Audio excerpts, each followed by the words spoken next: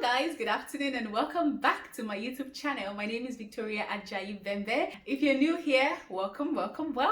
Thank you so much for joining me. Please remember to subscribe and to give this video a thumbs up. Okay, today I want to talk about dealing with rejection. If you follow me on LinkedIn, you probably have been expecting this video because I recently shared a post. I shared an email I received from a company on my LinkedIn page, and I shared a story about my rejection story, about how I was rejected for a particular opportunity that I really wanted, and I promised to make the video to share the full story and to tell you guys some of the lessons I learned. So if you don't follow me on LinkedIn, my name on LinkedIn is Victoria Ajayi Bembe. On Instagram, I'm victoria.ajayi Bembe. If on Twitter, I am Ajayi Damola, even though I'm not really that active on Twitter. On where else? On my Facebook, I'm Damola Ajayi Bembe. So you can hit me up in any of this channel. And like I said, I started on LinkedIn. I don't know. I think it was on Monday now, if I'm correct. And I was reminded that hey, this is the anniversary of the day I was rejected. And you know, I started reminiscing on that period of my life and how I felt and how devastated I was during this period. And I just felt like, you know, someone would probably be encouraged by, you know, my story if I probably leave an article on LinkedIn. And I did. I think that's the article that I've ever written that has had so much engagement. Like, so many people have been liking, commenting, so many people have been sharing their experience, and others are just like, you know, grateful for some of the things I shared. And I just felt like, okay, I mean, if you guys love it so much, why don't I, like, you know, gist you guys how everything actually happened? And that's what I'm here to do. I'll also be sharing with you some of the ways to deal with rejection, because I know that in one way or the other, I mean, you have faced rejection, or you are probably even currently facing rejection. It could be in a relationship, it could be in career, it could be, you know, in life, you know, generally. It could be with your family members, it could be anything, it could be anywhere. I mean, you can face rejection even in friendship and all of that. And I'll be sharing with you how best to overcome your rejection and how to move above it. So if that's something you find interesting, please keep watching.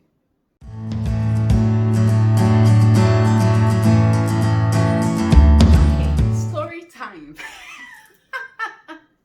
So this particular incident happened a year ago, June 2nd, 2019, and I was applying. Prior to that, I think was that December?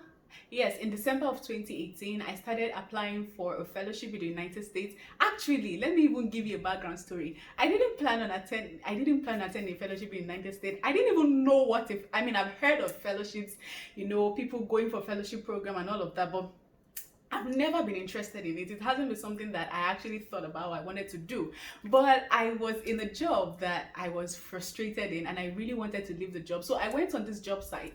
If you have not, okay, this is just an aside. I'll be doing a career series on this channel, guys. Trust me, you want to be a part of that career series. I'll be sharing a lot of things to do to be able to get your dream job, how to make yourself accessible to recruiters, how to make yourself presentable, questions to expect during interview, how to respond to questions on interview. So many things I'll be sharing. So make sure that once that series is out, you're a part of it. Okay, back to my story. So during this particular period, I was frustrated in my job, and the reason I was frustrated was because prior to that, I feel like I'm sharing too many background stories. Anyway, prior to that, I was sick and I had surgery, and because of that, I was out of the office for a while. So when I came back, like, my position was no longer the way it used to be. Someone else had taken over most of the job I was doing. So because of that, I started, you know, searching for jobs, because before you leave one, you should make sure that you have another one, unless you are really led to leave that job. I mean, I've only done that once in my life, and I'll share that during the career series also. But I remember this particular day, I usually go online because all my jobs I've ever gotten in my life has been in job sites, and I'll be sharing those job sites with you during the career series. I promise you this will be the last time I talk about it. Okay, so I went on this job site, and I was looking for jobs during in the communication field because that's my field. And just then I just saw this ad about, Atlas Core fellowship program in the United States. Register for fellowship program. Like, fellowship program, what does this mean? Is this church fellowship or what? So, and I'm just kidding, I knew what a fellowship was. So I clicked on the link, I saw the requirements, and I realized that, hey, I have all of these requirements. Why don't I just apply? So like play. I had applied for, I think, about 4 jobs that day. The Atlas Call was the 5th. So I was not really expecting anything. If I can apply for a job, why not just apply for this? And the application process, at least for the first step, was not as elaborate. So I went to the site, they asked me basic questions, I answered, I put in my CV, I did everything, and I sent. And I went on to look for other jobs because it wasn't in my mind. I didn't think that I would be picked. January came, February came, I didn't hear anything. And honestly, it wasn't even in my mind, because my own mind was just making sure I got another job. And as at that time, I'd already had a number of jobs lined up. I've gone for a few interviews, I've gotten some offer letters. So I was still trying to contemplate, if I should leave now, because at a point things began to get better, and then I was just in a very confused state. Someone would say it's a good problem I had at that period. So it was in February I got an email from this Embark group or something like that. I'm like, who are these people? I even thought it was spam, so I didn't even read it. I was at work, and then just when I was about to round up, I went through my personal email and I saw this email. I said, okay, let me click on it, and it says, hey, congratulations, you passed the first stage of the Atlas Core process, whatever, and we are glad to inform you that you have moved on to the next stage, which is like a long essay form where you have to fill and all of that. And when I saw it, I'm like, what is this? I didn't even remember that I applied for it. So I called my fiance and was like, hey, this is the thing you told me you applied for. I'm like, oh yeah. So the second form was quite long, and I still didn't believe or think that they would pick me. I just felt like, let me just abandon this thing. So they kept sending me a reminder every day. They send me a reminder, hey, the deadline will close. And I think 3 days to the deadline, I decided, okay, let me just do this thing and get it over with. So I dedicated the whole weekend. I made sure it took a long time. I filled the form, I sent it to people to review for me. They reviewed the essay, they sent it back. I had to send some references, and luckily for me, I had really good supervisors that could help me, and other past bosses that I've worked with that were willing to write a recommendation for me. So everything happened so easily. Like, I did not have to stress at all, and I sent it to them. And again, 1 month, 2 months, when I sent the second stage, I still did not want to get my hopes up, because going to America was not in my 5-year plan as at that time. Like, I had so many things I wanted to do, including my wedding, that I had to postpone, but that's a topic for another day. Beginning of February to the end of February, I didn't hear anything, and as at then, I had already decided I was going to leave my current job and move to a different job. But I've not still made up my mind, because I had this project I was working on, and I'm the kind of person that when I start something, I want to finish it. So I wanted to finish up that before I leave. So March came, I didn't hear anything. So I think in the middle of March, I got an email from them, hey, congratulations again, you passed the second stage, and now the last stage is for you to have an interview. And I'm like, oh, really? They're like, yeah, you need to have an interview with us. We reviewed your essays. They were good, they were great, your experience fits what we want, and we would like to have a face-to-face interview with you. Not face-to-face, like online. And I was like, wow. So this time it started getting serious. So I called my fiance, I called my mom. I'm like, hey, this is what is happening. And I didn't call my mom, I only told my fiance. I'm like, these people actually reached out to me. They said I passed and I have to do an interview. I'm like, and if there's anything, and this is not to be proud, I know that if I may not be selected when we come to essays and all of those things, but when it comes to interview, I'm quite confident in myself. I will be honest with you. So they gave me a date for the interview, and even as at then, I had decided to quit. So I had even written my resignation letter, and I traveled to Abuja to spend some time, like, to unwind before taking up a new job. So whilst I was in Abuja, I had my interview with them. The lady that interviewed me, she even gave me a review on LinkedIn recently, and she was amazing. While she was interviewing me, she offered me a job. She said, the moment you go, like, the interview went that well, that's what I'm saying. She was like, the moment you finish the fellowship, let's discuss about what is your next step. So the interview went that well, and all glory to God, because I actually prayed a lot, because this time it was getting serious and I knew that, okay, God, I would need all the help and support I can get. So I prayed, and I was favored, honestly. And she told me, listen, don't even think about it, you're already in. So that day, before the end of the day, I got the email, hey, congratulations, now you have moved to the final, you're now a semi-finalist. So what happens now is that we are going to look for an organization who is willing to have you work, because it's like a third party thing. They interview us and they recommend us to organizations here in the US. So we're going to recommend you to an organization. We'll let you know when we'll find an organization. Now, they usually have classes. They have in if I'm correct, they have in April, they have in July, and they have in October. Okay, so of course April was out of it because I had my interview in April. So they sent me an email to ask me will be available for the July class, and I was like, oh, definitely. So April, the end of April, I didn't hear anything. In May, I got an email from them saying, hey, congratulations, we've gotten a host organization for you and they are willing to take you. They love your CV, they love your essays, they are impressed with your days, and they would like to have you and all of that. They want to know if you'll be available for an interview sometime during the course of the week. And I was like, yes. So this time I was super excited. And I've prayed about this, and I knew, even though before this it wasn't in my mind, but after everything started to unfold, I started to pray, and I knew that this was the path that God wanted for me. So because of that, I had so much confidence and I was really excited about this opportunity. So this time I called my mom, and then I informed her that, listen, this is what is happening, so I need all hands on deck, because trust me, if there's anything I believe in, is the prayer of my mother. I told my sister, my brother, this is what is happening. I've done the final interview. I'm a semi-finalist. And being a semi-finalist, it means that you are all until you find a host organization, you always be a semi-finalist. Like, there's no going back from there. So long story. They told me, hey, they'll get back to me. I was getting ready for the interview, everything. So the week passed, I didn't hear anything. The following week passed, I didn't hear anything. The third week, I'm like, what's happening? So I was like, what's happening? So I didn't hear anything. I called my friends. He said I should be patient. My mom said, be patient, it's going to work out. So the third week, I sent an email and I asked, hey, what's happening? I was expecting you guys, like you told me 3 weeks ago, I was going to have an interview. They said, oh, they are still waiting to hear from them. And as at this point, I was feeling uneasy in my spirit. And then I started praying, and I could feel like God was, every indication, my spirit was telling me that this is not going to work out. And I'm like, hey, I reject that voice of the devil. It's not going to happen. Like, devil, get behind me, Satan. Nothing is going to stop this.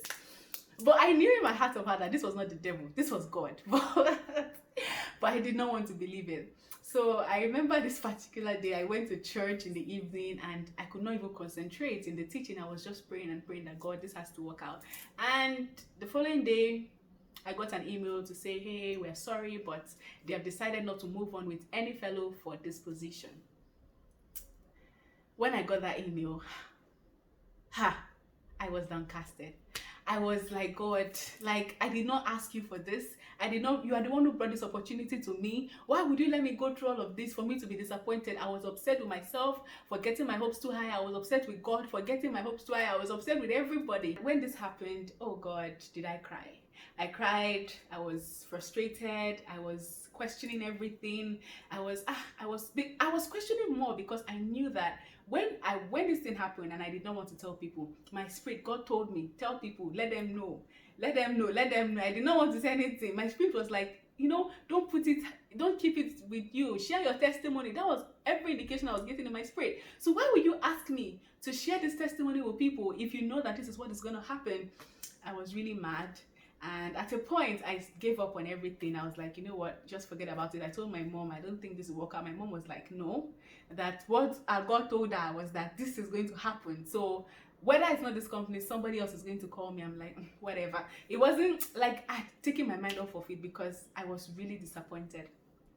Long story short, 2 months later, a month and a half later, because I told you the class is in July, the next class is in October. So they told me, hey, so we are going to wait and see if somebody else, if we get a host organization for you, come with the October set. So on my mind was that, okay, even if anything is going to happen, it's going to happen with the October set, because that's when the next class is going. So sometime in July, I got an email from them saying that, hey, there's this organization that they want you.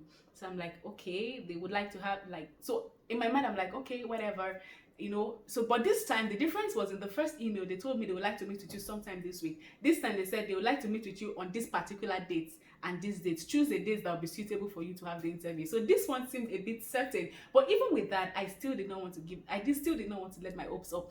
But before then, before this particular day, there was this day I was coming from the mainland. My friend stays in the mainland. I live in the island because of my job.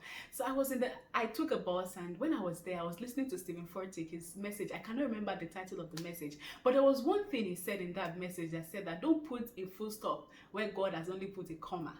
And for some reason, I've never been able to forget that message. Don't put a full stop where God has only put a comma.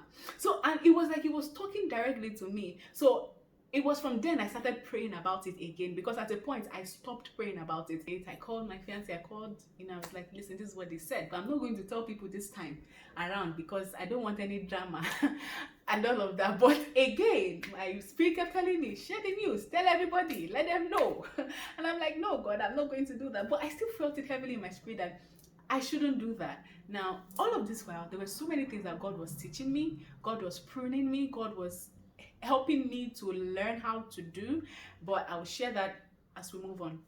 So I picked the date, and I told them that, okay, this date I'll be available, so let me know whatever they said. And I think almost immediately they responded that, okay, yeah, they'll be available during that time, so get ready. We're going to meet with you to tell you, give you tips and all of that on how to, like, you know, talk and everything. Guys, I'm not going to go through the whole thing. I'm going to go into the whole details of the interview during the career series. But what I will tell you is that when I got to the interview, I thought I was the only one they wanted. Apparently, they already interviewed 3 other people that I did not know, that I only got to know at the end of the interview. So I knew that, wow, so this is not even like a done deal. Like, I'm still in probation. So at this point, oh God, I was just like, God, if this doesn't work out again, just kill me. Kukuma, kill me. Like, I was like, what am I, like, I would not be able to take it. Like, but I was scared, but then I was like, God, you know what? Again, I'm going to trust you, because I didn't force this. I, like, everything happening, it's like I didn't force it. So if it's going to happen, I'm going to trust your timing. And lo and behold, out of the 3 people they interviewed, I was the one they picked. And, you know, the rest, as they say, is history. Oh, so to the lesson of the story, everything I've said is just even a preamble to the lesson of the story. What made me actually post that article on LinkedIn was when I was talking to my fiance on phone, and I was like, wow, do you know that had I been accepted for the job interview, for at that organization who wanted me first had accepted me, today would have been 1 year of resuming, and that would mean that the program has ended and I'll have to return home. So it means that I would have been stranded here in the United States, and I would not be able to return home because of the lockdown that's happening in Nigeria. So, like, and it just dawned on me that, hey, I probably would have finished, I would have been stranded, unable to go home, and because I'm not working anymore, I'm not getting paid. So I was just like, wow. So, in my mind, I'm like, see, God sees the future. And that's like one of the biggest lessons I ever learned, was that, see, waiting is difficult. Waiting on God, especially, it's difficult, especially when you don't know what will happen. I wrote something on my LinkedIn that life is best viewed in retrospect. Like, you only appreciate life. You only appreciate your journey. You only appreciate your experiences, the good, the bad, and the ugly, when you look back. When you look back at, wow, so this is what was happening during this period. Wow, so this. So if I didn't go through this thing, I wouldn't have been who I am now. Like, life is best appreciated in retrospect. When you look back at things. I mean, when I was going through that thing, it was not funny. It was one of the most devastating experiences I've ever had in my entire life. But now, when I'm looking back at everything that happened, I see reasons. I see God's purpose. I see process. I see growth. I see some of the things that, just with that little experience, I have learned. Some of the things that I did not learn it actively. It was just something that, I've learned how to trust God more, how to trust in God's timing. Does that mean that once in a while I don't go back? Of course I do. I do. I just did a video about trusting God during COVID-19 and my experience. Now I'm able to like look at the bigger picture. Like when things are not happening, I'm reminded of this testimony, and I'm in my mind, I'm like, no, if this is for me, it's going to come for me. What to do when you're rejected? The first thing is let yourself feel. Let yourself feel the emotion, because see, there's nothing that destroys faster, or there's nothing that will make you erupt faster than denial. So, and I remember during that period, I mean, there's been times like that where I'm rejected and stuff like that, and I try to forget about it. I try to act like it did not exist. And the time when it will hit me, it will become really, really bad. So allow yourself to feel.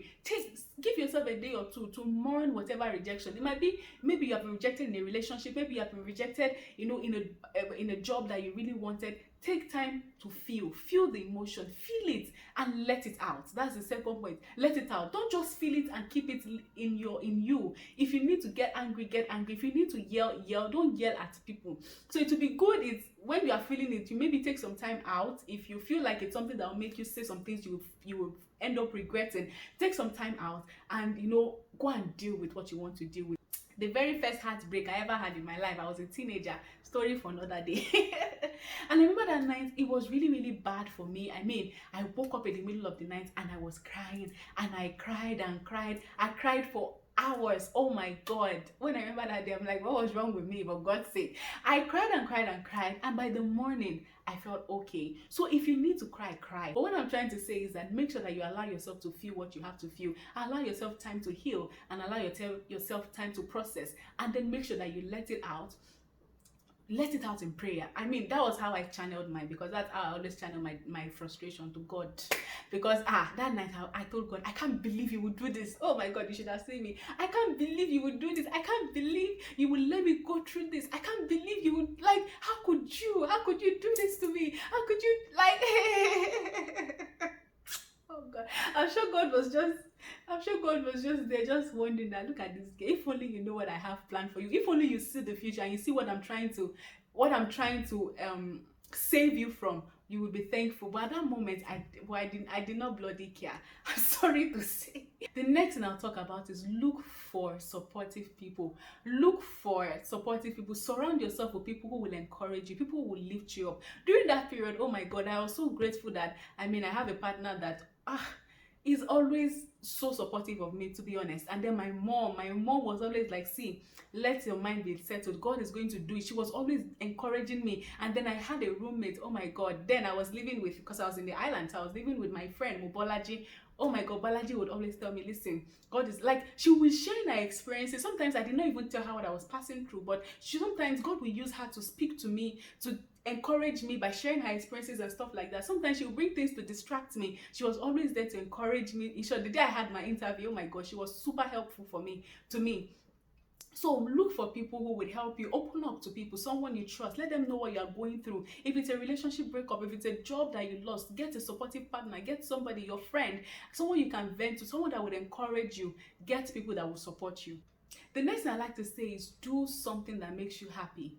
Do something that would distract you. Look for something to distract you. If it's movies that you need to watch, if it's, take a time out. Oh my God, my friend.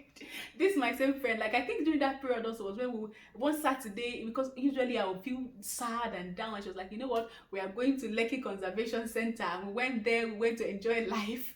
Because at that point, we were both jobless. And we're like, no, we are not going to allow the pressure to kill us in this house. So she was like, you know what, jobless by choice, actually, because we both like resigned. So we went out, we had a fun time, we had an exciting time, really excited. So also try to go out. If it's to watch Netflix and chill, if it's to eat ice cream, eat it. If it's to gain some pound, gain it, so that by the time you gain it, you will go to the gym to work out, and then to help you to forget a lot of things. So make sure that you take time to heal. You do things that make you happy.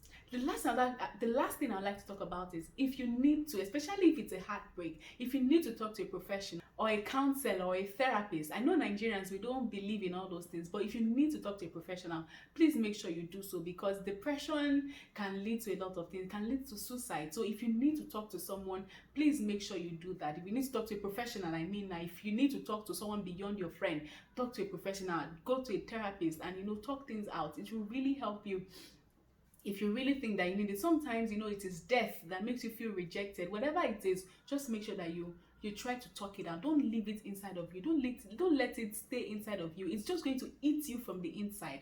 The last thing I like to talk about is learn from your experiences. Don't keep going back to the place you have been rejected. Think of what are the lessons I've learned from this experience. What are some of the things that I'm going to take away from this particular experience, and get those experiences. Learn everything that God wants you to learn in that period. And sometimes you won't even learn it at that particular time. Sometimes it takes time. It's sometimes, like I said, now it's in the future. I'm viewing life in retrospect, and I'm trying to understand, okay, this is the reason why God made me go through everything I went through. So sometimes you won't get it now. You won't get the why now, but make sure that as much as possible you try to learn the lessons as you move on, and also pray. There's no one that heals the heart like God. I remember there was this particular night, after the night of crying and saying all sorts of things at God, thank God for mercy. This particular night I woke up, I was feeling down, and I just told God, you have to heal me. You have to help me. You have to heal my heart.